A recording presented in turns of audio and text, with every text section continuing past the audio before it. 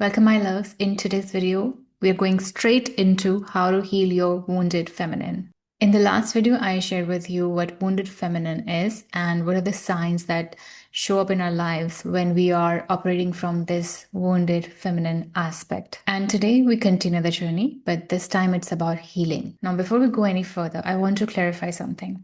Healing is not about becoming this picture perfect version of ourselves. It is not about fixing ourselves or becoming something that we think we should be, but it's about becoming the woman who stands rooted in her authenticity no matter what happens. Now that we know where we are going, we are now beginning to heal our wounded feminine aspect.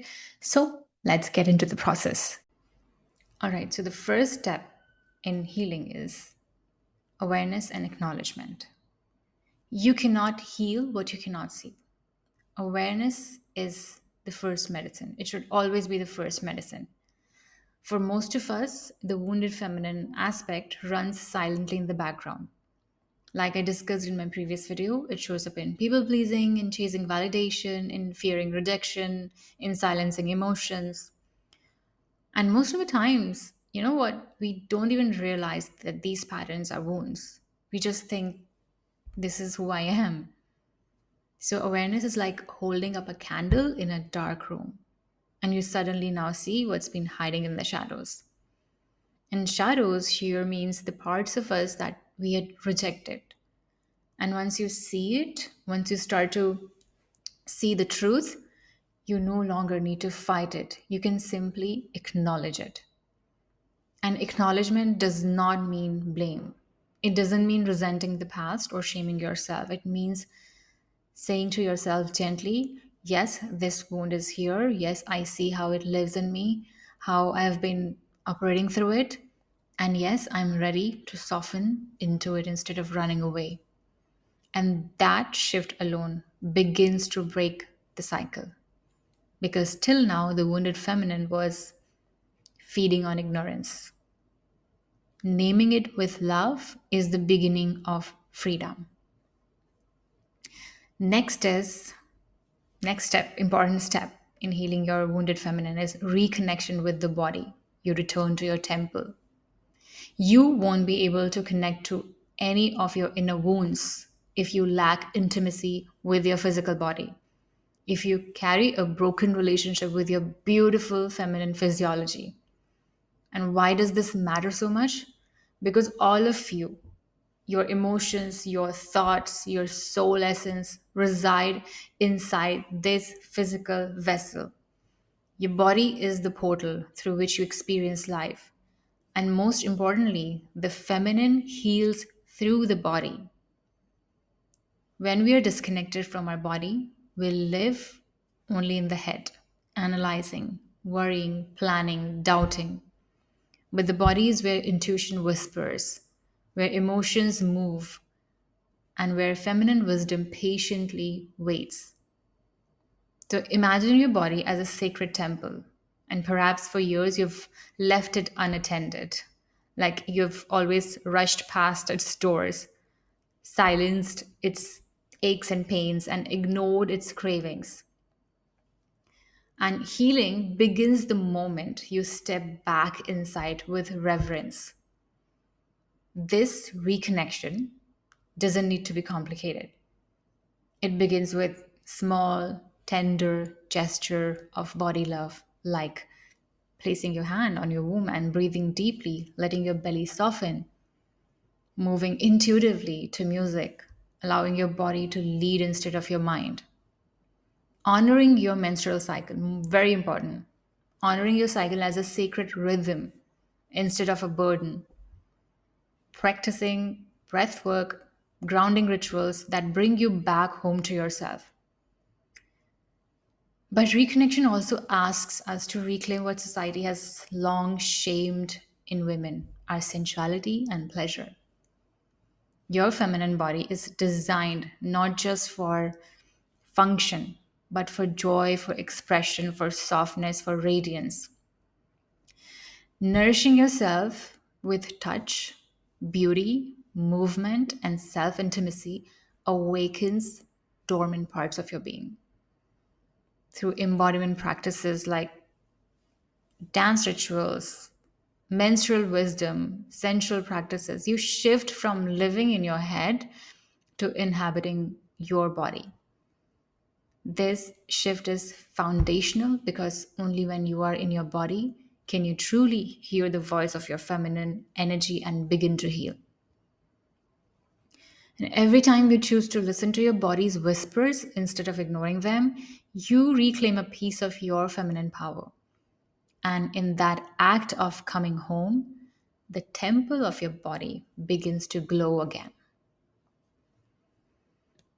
Okay, next important aspect in healing your wounded feminine is emotional expression and release. Emotions are the language of the feminine. They are also the very essence of what makes us human. For a very long time, I believed strength meant keeping it all together, holding everything inside. But the truth is, I didn't experience true liberation in my healing journey until I allowed myself to fully surrender to my emotions. And when I say emotions, I mean all of them, the pleasant and the painful, the beautiful and the messy ones, the ones we celebrate and the ones we hide. These labels of good or bad are just human categorizations, I would say. In reality, emotions are not inherently good or bad. They are waves of energy, feelings, and sensations moving through the body, kind of our body's way to process our lived experiences. And when emotions are shamed, judged, or suppressed, they become like blocked rivers inside of us, heavy, stagnant, and at times overflowing in ways that feel uncontrollable. This is why so many of us feel weighed down or disconnected. We are carrying unexpressed rivers within us. And to heal the wounded feminine within, we must first drop the judgment. Healing means opening the dam and letting the river flow again. And it doesn't mean becoming consumed by emotions or losing control. It means creating a safe, sacred space for them to move through us without shame. And that might look like crying deeply when grief rises, screaming into a pillow when rage comes, or moving your body wildly when joy bubbles up.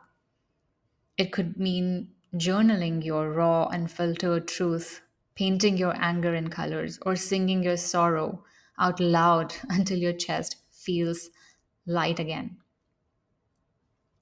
Because emotions are not your enemies, they are energy in motion. When they're allowed to move through you, they release. When they are suppressed, they create a wound. Healing is learning to welcome every wave of emotion, to trust that no matter how big the storm, it'll always pass, leaving you softer, freer, and more alive. Each wave carries you closer to your wholeness. And the more you allow them to flow, the more you embody the fullness of your feminine essence. All right, so the next important aspect in healing your wounded feminine is boundaries and self trust, reclaiming your boundaries. For the feminine energy, boundaries are not walls, they are sacred circles, containers of safety where your energy, love, and truth can breathe freely. Think of your body for a moment, okay? Your skin is a natural boundary, the first layer that protects your inner world. And now imagine someone touching you without your permission, how violating that feels. That discomfort is your body's wisdom saying, this is not safe. The same applies to our energetic and emotional boundaries. They are just as essential to our well being as our physical ones. And yet, so many women abandon them, saying yes when their body screams no, overgiving until they collapse into exhaustion, or tolerating treatment that dishonors their soul. This happens when the wounded feminine is running the show. Instead of honoring our sacred circle, we trade them for approval. love, or belonging. But the cost is always the same: resentment, depletion, and a deep connection from self. And healing begins when we reclaim our sacred space. It's about learning your clear yeses and nos, not the ones society told you to have, not the ones shaped by fear or guilt, but the ones that arise from your authentic truth. So it's about having the courage to honor them, even when it feels uncomfortable, honoring your own truth. And remember, boundaries are not selfish, they are acts of devotion to your soul. Every no you speak to what drains you is really a deeper yes to yourself, to your energy, to your truth, to your peace. And with every boundary you hold, you rebuild trust within yourself. You send yourself the message that you can count on me. Okay? You're saying this to yourself. Hey, you can count on me by honoring your yeses and nos. You tell yourself by doing so, I will not abandon myself for the approval of others. And this shift from people pleasing to self honoring is one of the most powerful medicines for the wounded feminine. It births an unshakable self trust, the kind that allows you to stand rooted in your truth, knowing that your sacred space is yours to guard, cherish, and honor. Now, last point that I have for you is healing the root, doing the shadow work, and integrating your past wounds. Now, I want you to imagine a tree that has learned to survive, not thrive. Its trunk is upright, but the branches are growing uneven. The leaves lack their full color, and beneath the surface, if you look, the roots are tangled in stones, scarred, and dry.